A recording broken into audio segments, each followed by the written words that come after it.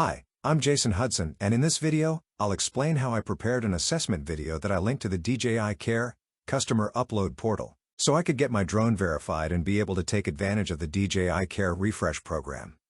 So this video will just give you some pointers on what you need to do to record the screen content of the RC2 and then retrieve this MP4 video later on from a PC, then provide a YouTube link to it from inside the DJI Care portal. The guide from DJI asks for confirmation of device-specific information, gimbal calibration, and then some actual live video footage to be captured from the drone itself. So let's get started. First of all, you need to make sure that the drone is connected to your controller, and remember in this case, this example is using the RC2 controller specifically, connected to my DJI Mini 4 Pro. Now, the first thing that we need to do on the RC2 is start recording the content of the touchscreen, just so we capture everything that DJI needs for the assessment video. So, on the RC2, we need to swipe down from the top of the screen, and you'll see the status bar appear. Swipe down once more and you will see the notification area on the left and a button marked Record Screen. Press this once and it should turn white, and you'll be taken back to the camera view screen. We'll show you how to stop recording later, once we've finished capturing the assessment video. Now, the first request in the assessment requirements is to provide the current date and time, so if you go back into status bar again, you will see that displayed at the top. I'm just holding it here for a few seconds for the purpose of the video. Now, the next thing to do is display the serial number of your drone. To do this, come out of the status bar by swiping up and then select the meatball menu in the top right of the screen. Once inside there, we're going to select About, and then scroll down until you see the heading SN for serial number. Leave the details of your aircraft serial number on screen just for a few moments, so the DJI team can check it successfully. Now, the next thing we're going to do is click on the control menu option, and then scroll down until we find gimbal calibration.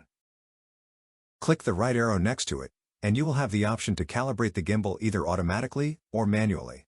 DJI wants us to do this automatically, so click Auto, and the calibration will start going through its series of movements until it reaches 100%. You should see the background changing as the gimbal is calibrating and captures video during its movement.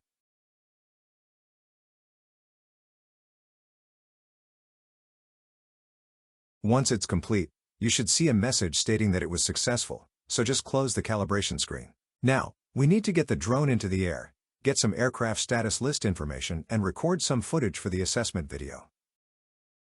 So we just auto-launch the Mini 4 Pro. And then, once we're airborne, double-tap on the notification bar at the top of the screen, next to the flight mode, and you should see details of the current flight status. Mine doesn't have any issues here, except that the SD card speed is slow, but that's no big deal for the assessment. Now, we need to shoot some video footage for the assessment, just to show that the camera is working fine. So we'll just start the video recording. DJI only want about 3 seconds of video footage, so you don't need to record for too long. However, in my excitement, I let mine overrun. Once you've done that, just stop the video recording. Now, as part of the capture for DJI, we need to go into the playback mode on the controller and actually play back the video we just captured from the drone flight. So click the playback mode button here, and then click to select and play the video you just recorded with the drone, just so the screen capture can get everything it needs.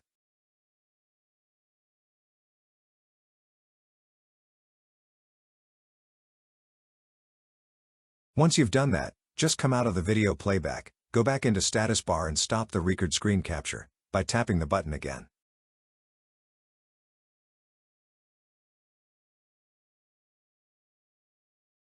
Now that we have the assessment video, we need to grab it from the RC2 controller and upload it somewhere. DJI will accept anywhere that they can get a link to, so anywhere like YouTube, Google Drive, WeTransfer, Dropbox, or iCloud for example. The easiest way to do this is to plug your RC2 controller directly into a PC using the USB-A to USB-C cable. Once you've done that, go into File Explorer on your PC and you should see the RC2 internal storage appear inside there as an MTP USB device. Double-click on this, and then again on Internal Shared Storage, and then click on Movies, and you should see all the recent video screen captures inside there. All I did then was create a YouTube video, uploaded the video and made it visible to anyone who had the link. I then filled out the DJI customer upload panel, entered all relevant details and pasted the link to my private YouTube video that contained the assessment video for them to check.